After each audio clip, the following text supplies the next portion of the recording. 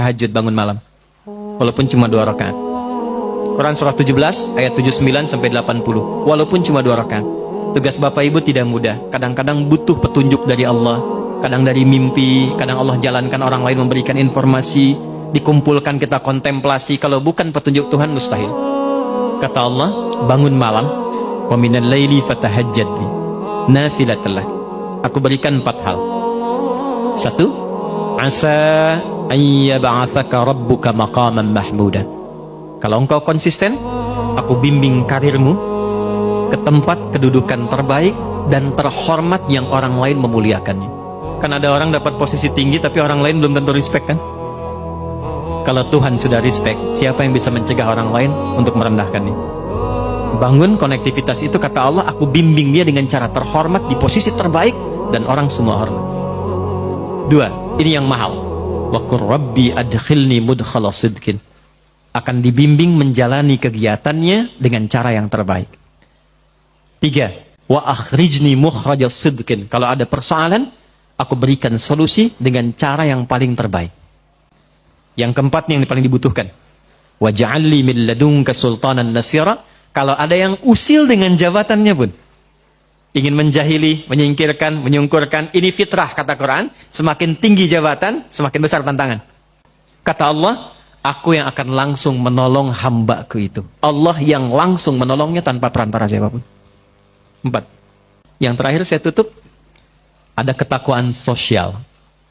Hubungan dengan kita semua. Hubungan dengan kita sesama. Itulah yang kita beri nama silaturahim. Maka pindah ayatnya ke ayat pertama di surah yang keempat. Dengan kalimat nas, pembukanya sama. Ya ayyuhan nas. Hei semua manusia. Tuh, balik lagi. Laki-laki, perempuan, bapak ibu dari manapun. Ittaqu rabbakumul ladzi khalaqakum. Tegaskan lagi, tingkatkan takwamu kepada Rabbmu. Takwanya apa di sini? Kalau yang tadi spiritual, yang ini beda. Alladzi khalaqakum min nafsin wahidah wa khalaqa minha zaujaha. Yang telah mencipta engkau dari bapak yang sama, dari satu ibu yang sama. Maksudnya apa? Kalaupun kita beda keyakinan, membangun hubungan baik dengan sosial, setidaknya samakan di satu persepsi berasal dari bapak yang sama, Adam alaihissalam. Jadi kalau nggak sepakat di nilai-nilai keyakinan spiritual, sepakatlah di nilai kemanusiaan yang sama. Karena itu jangan batasi pergaulan sosial kita hanya dengan yang muslim saja. Kalau pengajian, silahkan yang muslim, yang lain punya acara lain. Tapi kalau nilainya sama-sama yang sifatnya sosial, bakti sosial, kegiatan umum, libatkan semua sehingga merasakan kenikmatan yang sama. Minimal kita sepakat dari satu bapak yang sama. Janganlah, dia kafir, nggak boleh. Ya? Dia nggak sama keyakinannya, nggak boleh. Tempatkan dalam satu hal yang sama. Bukankah Quran begitu bijak? Ya? Bukankah Quran begitu indah? Ketika menempatkan pada nilai spiritual, eksklusif. Ketika nilai-nilai itu sosial, buka. Wabatha minhuma rijalan katsiran wa nisaa. Setelah itu lahirlah keturunan-keturunan menyebar, lelaki perempuan. Dalam pergaulan itu boleh jadi ada khilaf yang membuat pergaulan dan hubungan menjadi kusut. Maka turunlah kelengkapan ayatnya. Wattaqullah, hei yang muslim, bertakwalah kepada Allah. Jangan sampai di dunia rajin sholat tapi punya masalah dengan teman-temanmu sehingga engkau sulit untuk dihisab di hari kiamat. Hadis Muslim, riwayat sahabat Abu Hurairah. Maaf, ada orang yang disebut Nabi bangkrut di hari kiamat. Izin, ini masih ada waktu? Apa sih? Sampai jam berapa kita? Oh silahkan sampai jam 12. Saya 10:04 pulang. Saya mau ke Banten. Ya, izin sebentar, maaf. Jadi ada sedang begini, Nabi sedang duduk-duduk dengan sahabat. Beliau tanya, atadruna al-muflis, tahu nggak kalian orang yang bangkrut? Satu sahabat jawab, al-muflisu fina ma la dirham lahu wa la mata'. Ya Rasulullah, orang bangkrut menurut kami, orang yang sudah tidak punya aset sedikit pun, tidak punya uang 1 sen pun. Teori ekonominya pas, benar secara ekonomi. Perhatikan jawaban Nabi. Maaf, yang mengaku umatnya Nabi Muhammad, tolong highlight ini. Al-muflisu min ummati. Orang yang bangkrut di akhirat dari kalangan yang mengaku umatku itu. Nabi tidak mengatakan umatnya Musa, umatnya Isa, tapi ada yang mengatakan umatnya Nabi Muhammad. Ya'ti yaumal qiyamati bi salatin.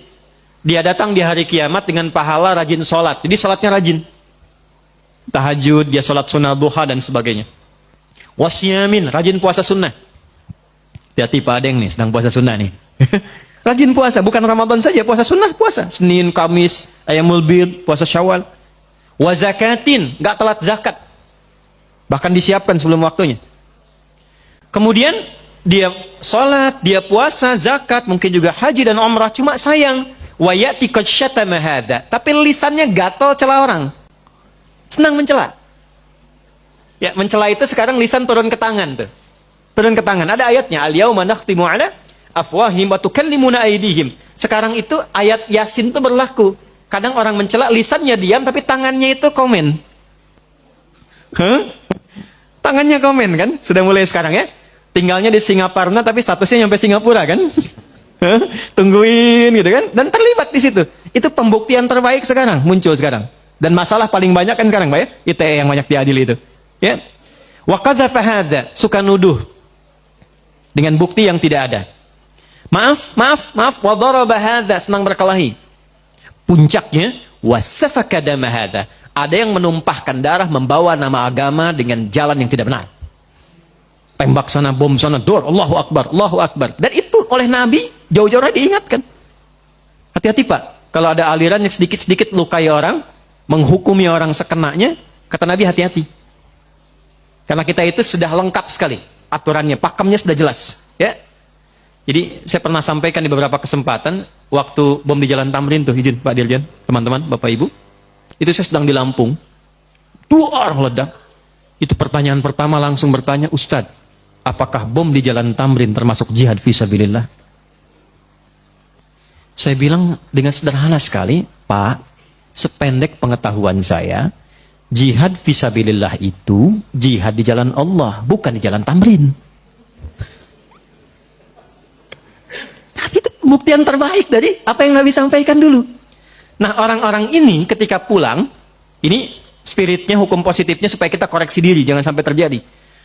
Nanti tu'khadhu hadza min hasanati wa hadza min hasanati. Yang baiknya akan ditimbang karena Allah adil, tapi untuk nutup yang buruknya. Jadi kalau ada orang sholat, senang sekali usil pada orang dengan lisannya, dia caci maki orang, pahala sholatnya diberikan pada yang dicaci itu. Ada orang puasa, tapi saat yang bersamaan bikin hoax, maka pahala puasanya ditarik, ditutupkan pada dosa hoaxnya itu.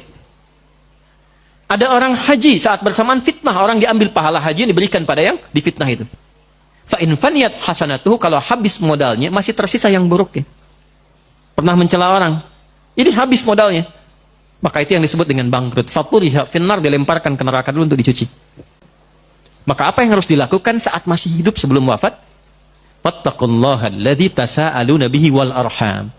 Maka kata Allah dipesankan, bertakwalah engkau yang telah beriman, yang muslim. Jangan sampai pulang punya persoalan. Kumpul dengan teman-temanmu, lihat keluargamu, anak istrimu, tetanggamu, teman-temanmu di kantor, dalam pekerjaan, maka bangun silaturahim ini.